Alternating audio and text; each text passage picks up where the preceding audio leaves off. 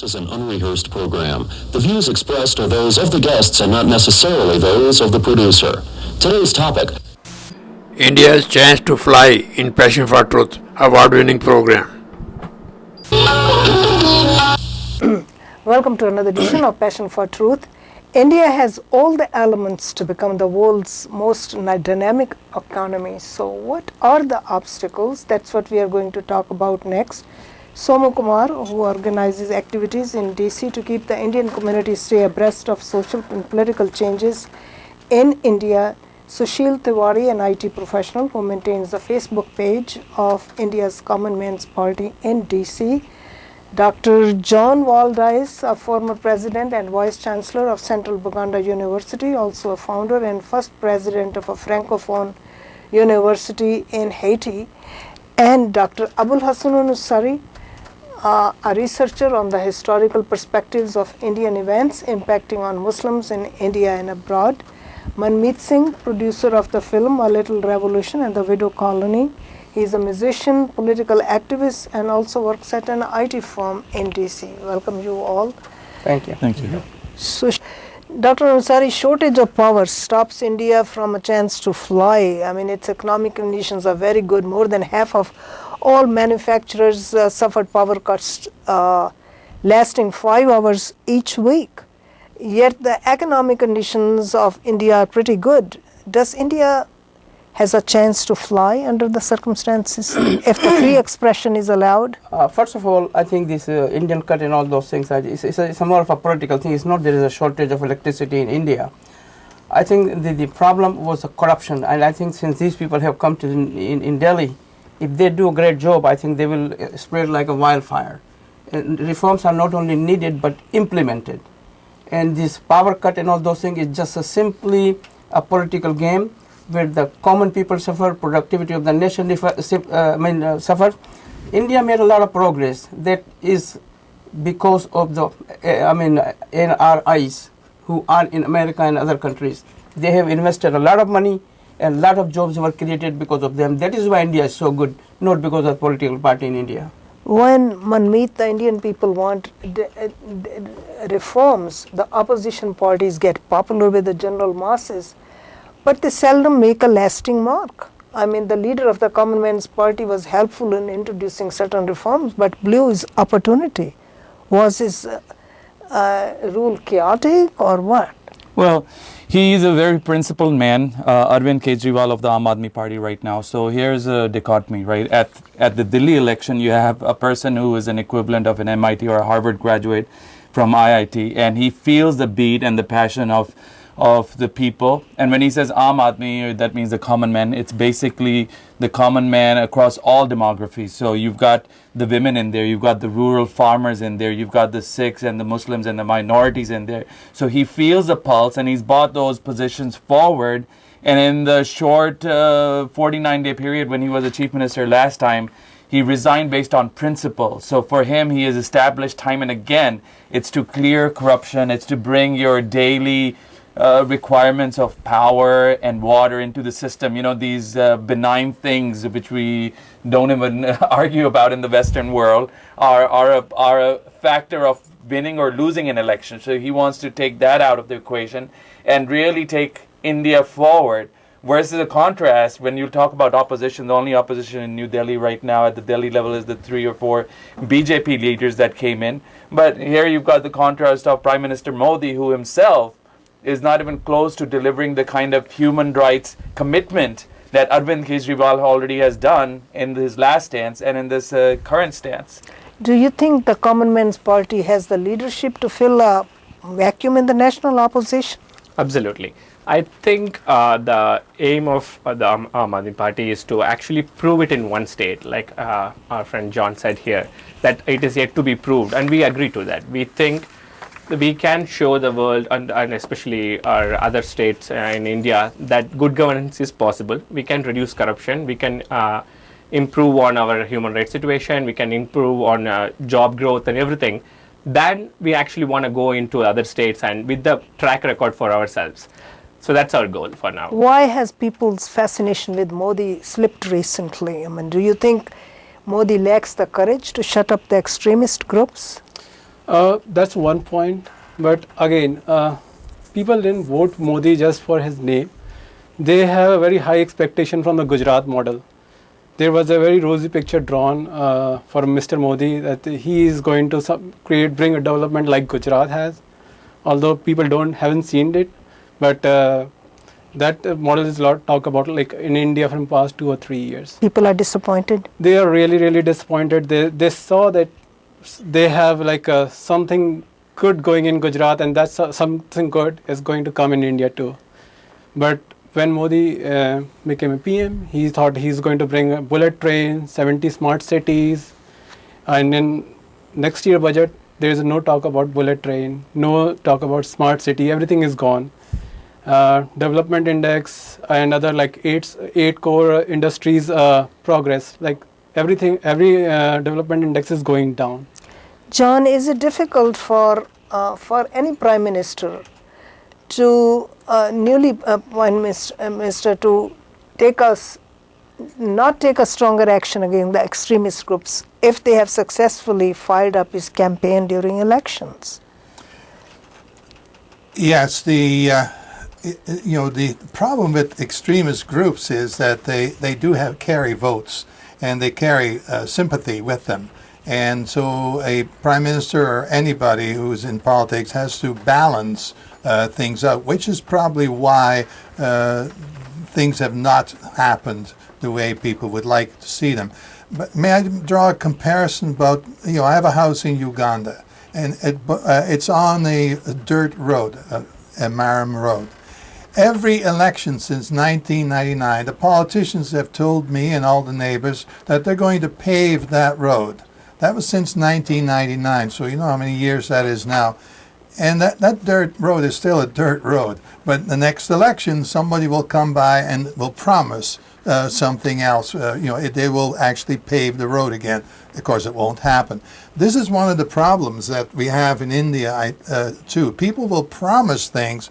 It's a problem of following through to get it actually done, get the promise into reality.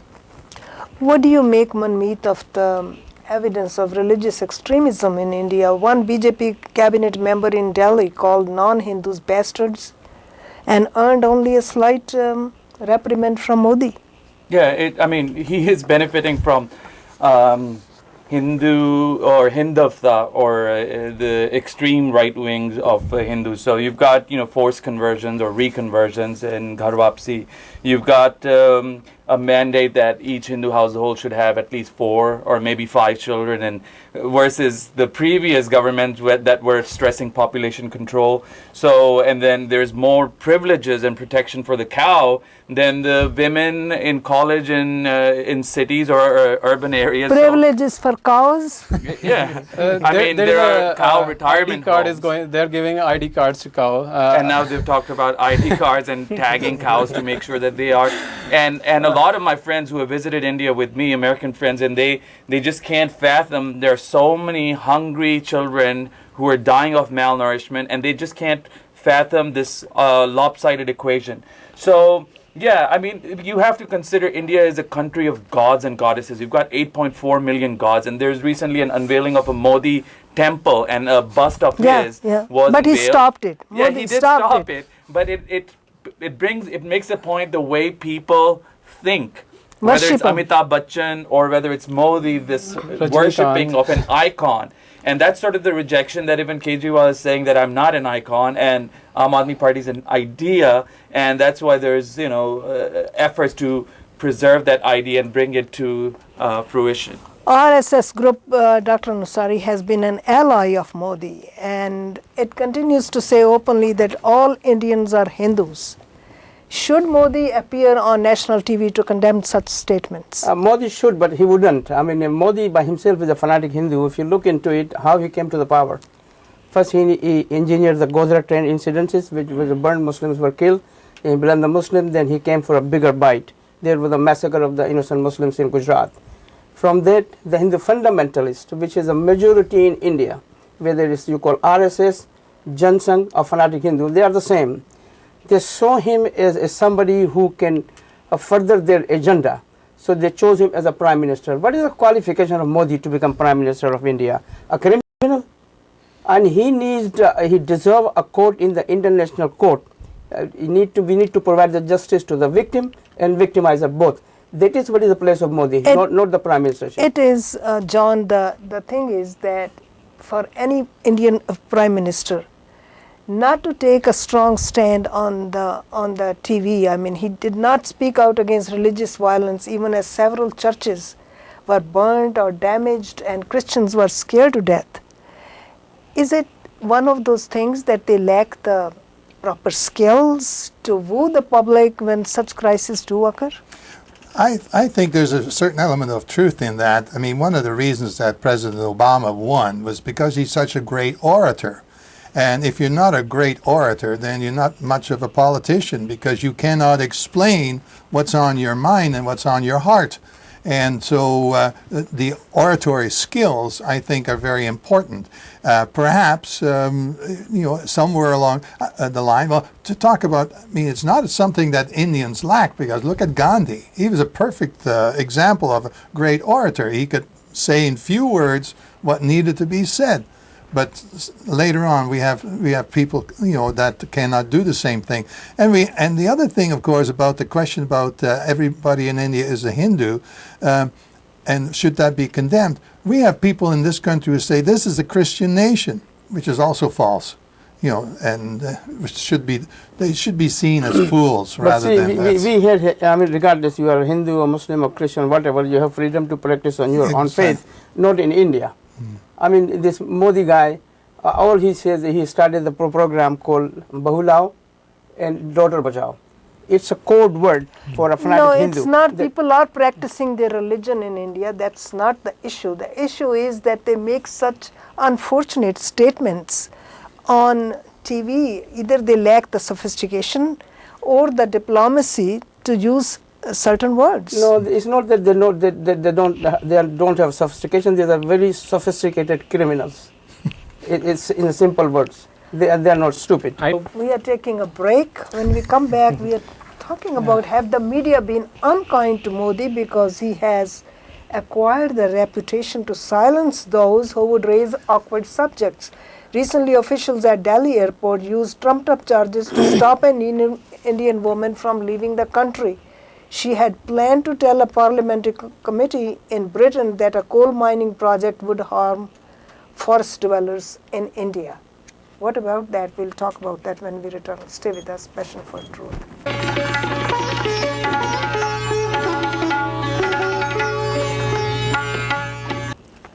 Manmeet, why did the Delhi High Court have to intervene to call the action illegal, saying that the government could not stop her from traveling? Do these incidents occur frequently, or was that just an isolated incident? Well, India is very tight in terms of censorship, right? Even today, as a news reporter, and my wife been through it, if you go and apply for a visa, no matter which profession you are, there's no special box for it. But if you are a part of the media, you have to check that, and then they got to. So they try to control everything that they can in terms of what leaks out of the country and into the country, much like China and some of the other countries. But the problem here is India is committed to democracy, so it's violating its own sort of philosophy and its own soul by doing this. Recently, the Indian government prevented the BBC documentary from being shown on national television, saying that a foreign hand is plotting against the country. Is India justified in protesting against the film because it misrepresents the facts and damages India's reputation? First of all, if you are worried about your reputation, just make your reputation good. And the media has to play a very, very good role, just like here. They need to expose these things so that we can improve the country and the society. But the appalling part of the documentary was, Manmeet, the inclusion of interviews from jail with one of the rape victim's unrepentant killers, who blamed the victim for her own murder.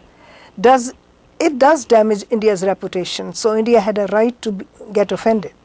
Well, I mean, this is a very disturbing subject. There are two parts of it. One is what has occurred, of course, and myself and my wife were in India for a long time, and you would hear about rape stories day in, day out. And that element itself scares tourism and the tourists coming into the country. And that's what Rajnath Singh was saying, that it's going to hurt tourism and all of that, this film. So, of course, one, you have a victim, and then the second folly that you make is saying that, oh, no, let's not address it because it's going to hurt us economically. And instead of fixing the problem, you're saying, no, let's try to downplay it. So you're just further digging a grave for yourself, and India as a government makes these statements. And where are human rights, and where are all those big posters that were in Delhi and throughout the election period for security of women and safety of women, and whether it's minority religions or whether it's homosexuals, because being a homosexual is illegal in India. So all of these things, these norms that have become a part or secondhand in a country where you've got farmer suicide, mass feticide, you've got the numbers about 12 to 15 million babies are missing in the last 30 years, and that were abortions because it was a girl child. So this sort of attack and war against the female in India is it's not recent. It's been going on for decades. But if I may just add to what Manmeet said, Indian governments have always taken this refuge whenever they are in a tight corner. They have always taken the refuge under this term foreign hand. Whenever there's a media, especially a foreign journalist or a foreign author who writes about India, they always claim that there is a big conspiracy behind it. Oh, they can name whatever spy agency behind it, rather than addressing the real problem. So I completely agree with what Manmeet is saying. And but we have seen those examples many times. But this is the first time I have seen where an Indian citizen has been stopped from going abroad. Priya Pillai, who is a well-known Greenpeace activist who has actually been campaigning for a green policy in India, who's been stopped, is actually a very shocking statement. But thankful for our Indian High Court that this become a watershed moment, that Modi government have very early stages of their governance have gotten the slap that they shouldn't trample upon the rights of people. So I think this is a good thing that happened, because we also got a good statement, good judgment out of it. First of all, this should not have gone to Supreme Court. I mean, there's no need for it. It went to High Court. High Court. High Court, whatever court. I mean, they didn't need to go to court. One thing about India is it's at least consistent. It blames somebody else every time. It's either another country or it's the proper. Yeah, but I just think there's one other reason. I think the government went on defensive and they want to ban this documentary. It's not only because they want to protect tourism or they see a foreign hand. Actually, they showed the interview of rapists and their mentality. Yes. And that mentality actually, and their statement matches with the many statement made by our politicians. Yes. And that shows, that's actually exposing those political It does make Indian men look repressive and chauvinist. And not only like the everyman, so it shows from the top. Like our political class, like Haryana CM, he made the same statement that women should not go out, should not get out in the evening, do not wear jeans and such kind of clothes, similar to rapists. Actually, some news story bring out the leader's name who made the similar comments. So it just showed our political class in a very bad light, that how their sentiment matches with the rapist who done such a... This is again what I was trying to say, that at least they're consistent. They're blaming the victim. Yeah. The clothes the woman wears or doesn't wear is not the reason for the rape. It's the man who wants to have power over that woman. It's nothing sexual. I mean, the end result is damage to her sexual organs, but the thing is, it's a man, a criminal mind, who wants power over that woman at that time. That's a rapist. Yeah. John, do you think what really damages India's reputation, aside from just moving from this sexual story, the documentary, is that when in foreign countries, when it refuses to reform its state and national labor laws, why is compliance such a nightmare? Because you see the kids, since young laborers getting red from the toxic in the factories catch fire. Should India do something immediately to not see the foreign countries see those sensational images on the TV? Well, they're only sensational in the fact that they're so sensationally bad. And what needs to be done is what was done in this country. in the 1800s when child labor laws were changed, where children were forced to go to school rather than work in the factories and work in the mines and so on. The early old mines were very low because children would go in there and do the dirty work. That was all changed, and it's changed by a few people who saw this as an evil on our society, and they changed the laws. They worked for a change, and nothing happens unless somebody stands up and makes that move to make people aware that this is wrong and that there is another alternative that's better. Why is compliance such a hard problem in India? Compliance with labor laws. It's come to lawmakers. Now, if you see any political party, all lawbreakers are now lawmakers.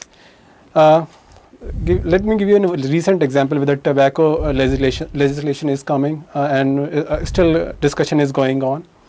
So the guy who's leading this discussion is directly associated with the BD lobby, the tobacco lobby. industry. Yeah. So he's right now he's actually working as a lobbyist. He's making law for them. We are supposed to double the size of warning on the cigarette packs and all those things, but we are not. They are putting an excuse that we do not have any Indian research on this. So we are coming across such a ridiculous argument from those lawmakers. How could we think about a compliance with that political class? It's very difficult unless we make change. Dr. Ansari, there is another problem relative to what he just said. Many Indian businesses remain small because they want to remain beyond the reach of the laws, these labor laws. An enterprise needs government permission to scale back or close, and that's a nonsense. Mrs. Chawla, law should be a law, regardless whether you have small factory or big factory, or one person work for you or 100 people are working for you. One thing that I have said before, we need to make judiciary independent and make sure those who violate the law, they must face the punishment. You make a couple of examples, everybody will become all right. I can assure you that. Where do you come on, John? I agree with what the good doctor has said. You need an independent judiciary. As soon as it becomes politicized, you got a problem because it's like Count Dracula being in charge of the blood bank.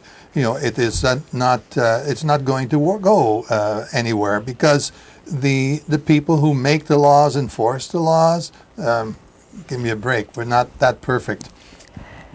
If the new party comes, as you're saying, the new party has a little bit charisma right now.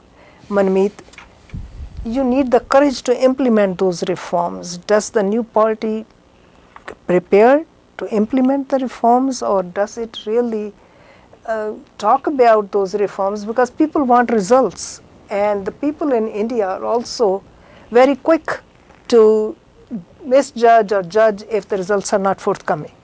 Yeah. You see, I think if you see the mechanism of a lot of laws and the governance, it's there. It's just not implemented. And my close working was with Mr. Harvinder Singh Phulka in Punjab. And, and when Kejriwal was in Ludhiana, he stayed where we were all together for a couple of days. And these guys are very smart people who've got, PhDs and a lot of CEOs of banks, and the smart cookies came together and said, yes, you're right, we need political reform. So they have the ideas, and what's so amazing is that people are so excited about the party because they think, but they have never seen a CM or any leader come down to their colony and talk to them and shake their hands, and the fact that they can approach them and there's this sort of relaxed, casual sense. They have faith that, yes, whatever these guys say, we will follow them. And so there is this sort of renewed concept of what the party is saying is Swaraj or independence, because we've been sort of dependent or enslaved to these old ideas. So I think the implementation will happen very quickly. We just need to have that faith. Yeah, first one is you mentioned the shame about the children dying in India, and I think the number is somewhere between maybe 6,000 to 7,000 a day dying. What is it about the Indian culture that doesn't take that on as a primary issue? That's one question. The second question is there any global forces that are influencing what's going on in India that you feel kind of powerless to deal with?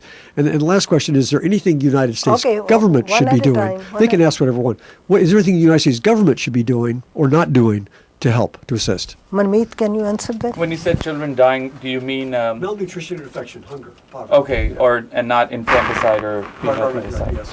Yeah, I mean, and children dying, it's a skewed number. If you look at the girl child below age 7 dying, it's a much bigger number versus a male child. Of course, a small, rich, even an urban family will do whatever possible to save that male here, member of their family. Now, one of the interesting things is the way Indian society is built at a subliminal level. When you write your name, you will write Manmeet Singh, son of. You're always referred to with a male counterpart. If you're a female, you have to write either wife of or daughter of, and it has to be the male who is a point of reference. So it's that ingrained. And we know of actual processes that happen in or ceremonies or rituals in villages where a girl child is drowned moments after she takes birth, and a song is sung that now you go back away and send your brother back. So there are movies about this which are extremely disturbing. So a lot of education. What was your needs to be second done. question? The second question is, are there any global forces that are influencing India's kind of No. economic, political, and that could be, okay? The third question would be, is there anything the United States should be doing or should not be doing that would assist India in its progress? Well, first of all, our president mentioned about the religious tolerance about Modi. I mean, he hinted in a nicer way. I wish he could have been more blunt and tell him that, listen, these things are not going to pay you. If you commit crime against anybody, you will have to face the justice. If you give this message to these criminals, they will become straight. And Yeah, that's, we have to keep in mind, on the same day that Modi was at the White House, we were here in Congress showing our film, The Widow Colony. And here's the strange thing, the world sort of has this amnesia. The same guy who was not given visa for all these years, Right. and overnight, everyone just flips the switch and he's given a red carpet welcome. And I was just baffled at how this amnesia is affecting our government. Not only his visa was cancelled, but revoked. Revoked, yeah. And if we could also answer your question, I think what US government could do is not listen to US Chamber of Commerce all the time and actually lobby for them, because I believe India has its own independent policies. For example, genetically modified seeds. There has been a lot of opposition from India on the genetically modified seeds, but I believe the Secretary of State and the Chamber of Commerce together pushed very hard on the Indian government, and there were some trials allowed, which many of us felt it was very unreasonable. And similarly, there are some corporate crimes, for example, the Union Carbide that happened in 1984. Mr. Warren Anderson, I'm still not, he passed away last year, but he never faced a day in court in Indian judge. We put 2 extradition requests that didn't happen. So I believe US government can certainly help in allowing India to implement good labor laws and allow US corporations to be held responsible whenever they make a mistake, and also have its own policies when it comes to things like genetically modified seeds and so on. I would like to bring this injustice that was happened to the Sikh community, community of 5 million people, localized to mostly one state. They have been wiped out. How many criminals have been punished who committed those crimes so far?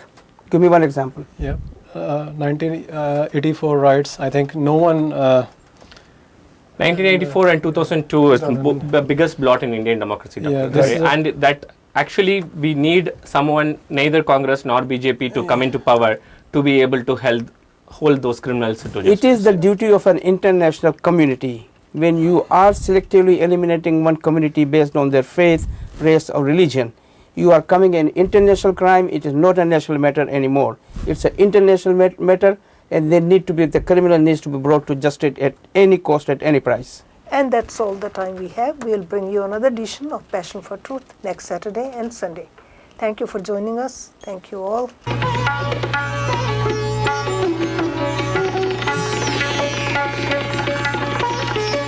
If you have any question, comment, or suggestion on this program, please send us an email at mschawla@hotmail.com or write to us at 1011 Salt Meadow Lane, McLean, Virginia 22101.